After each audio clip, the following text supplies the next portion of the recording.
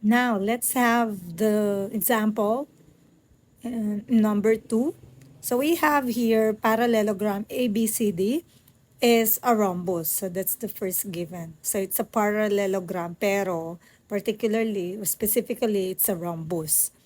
So ngayon, other given natin is the measure of angle CAD is 35. So that means, so figure natin CAD.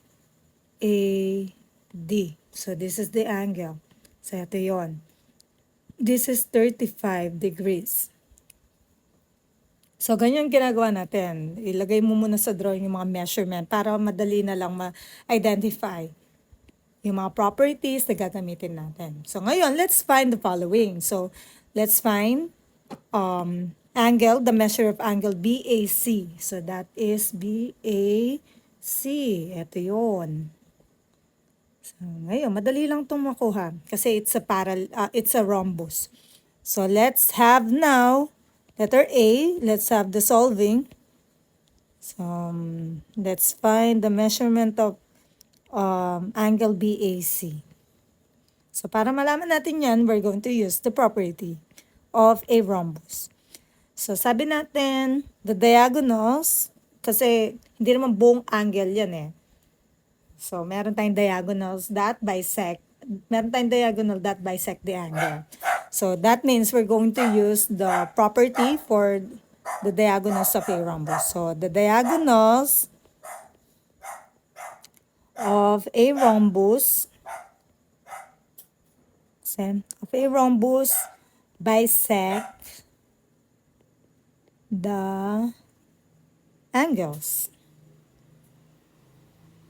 or bisect the angle. Yan.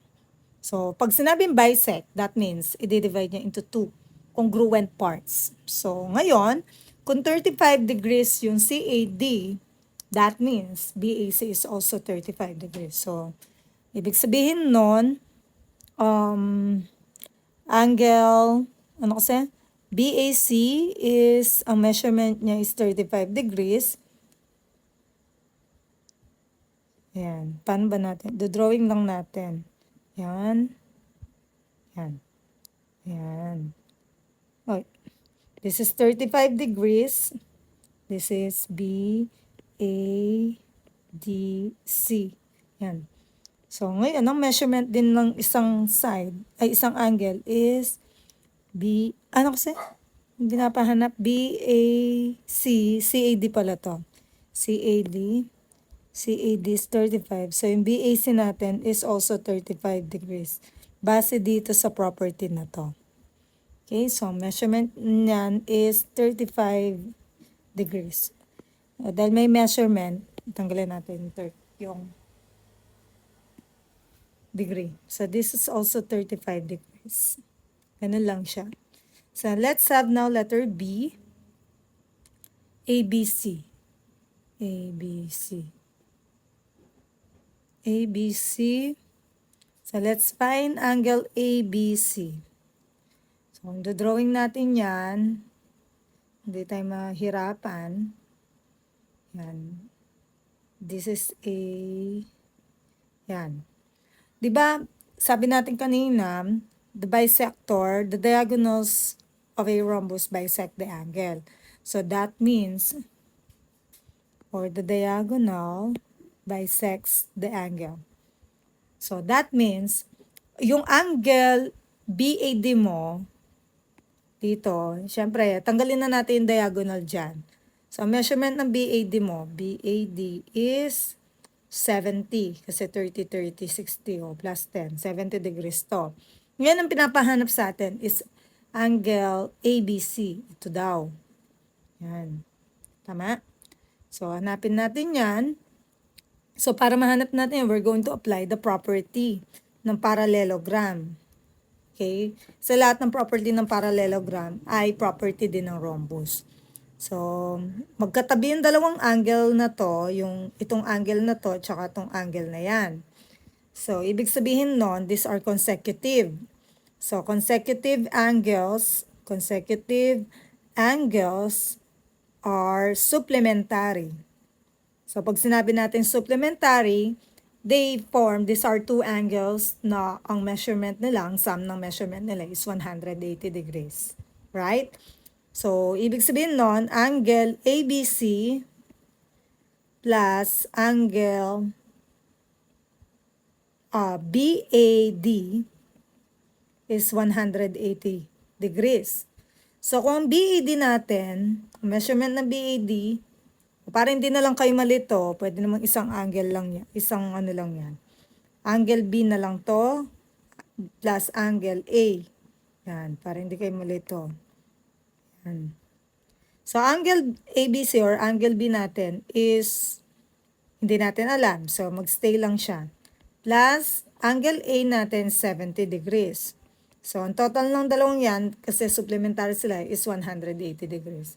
So, transpose natin yan. So, angle B is 180 degrees minus 70 degrees. So, that's 110 degrees. So, angle B or angle ABC is 110 degrees. So, yun yung measurement niya. Okay, ayan. Ayan. So, ganun lang siya. Okay, next, let's have letter C. Ito. BCD. Saan naman BCD? Ito yung BCD. Ito, madali lang to. So, BCD naman. So, letter C. Dito ko na lang lagay. The measurement of BCD. So, pag ganyan, drawing nyo muna yung rhombus o yung figure para hindi kayo nalilito. A, B, C, D.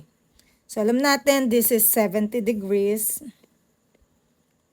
At nasolve na natin to, this is 110 degrees. Ang hinahanap natin yan is the measure of this angle. The measure of this angle, yung BCD. Angle BCD. Ayan. So, let's use the property of the parallelogram. So, properties of the parallelogram. Or property. Wait lang. Let's correct that. Property ng parallelogram.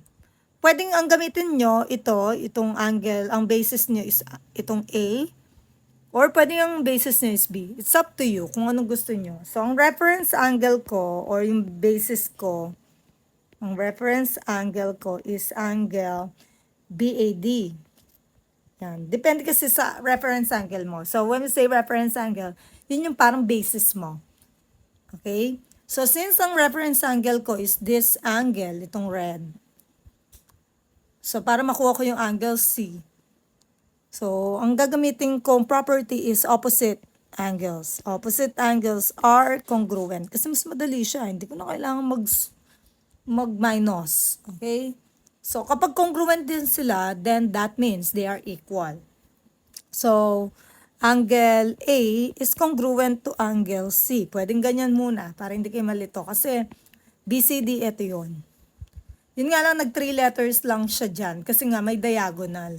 So, para hindi na lang ako malito, pwedeng ganito muna yung gawin ko. Tinanggal ko muna yung mga diagonals. So, ang angle A natin, 70 degrees. So, equal yan sa measure ng angle C, which is also 70 degrees. So, that means, ang measurement ng BCD is 70. So, yun na yung sagot. Okay? Kasi ang reference angle ko is angle BAD or angle A. So, ang property na gagamitin ko ay opposite angles are congruent. So, what if naman, let's say, kunyari, ang reference angle ko, syempre, pares lang yung sagot dyan. Depende lang sa reference angle na gagamitin mo. Siyempre, magbabago din yung property na gagamitin mo nun. So, ang reference angle ko is angle, let's say, angle ABC. Ang angle ABC measures 110. So, magiging property natin dyan, kung kukunin ko yung angle BCD, yan, consecutive. Kasi magkadikit sila magkasunod sila. So, consecutive angles of a parallelogram are supplementary. So, ayan. Magsosolve ka pa dyan. So, kapag supplementary, magma-minus ka. So, 180 minus 110.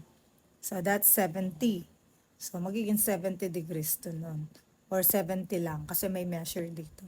So, same pa rin yung makukuha yung sagot. Pero, different property yung in-apply natin. Kasi nga, iba din yung reference angle natin.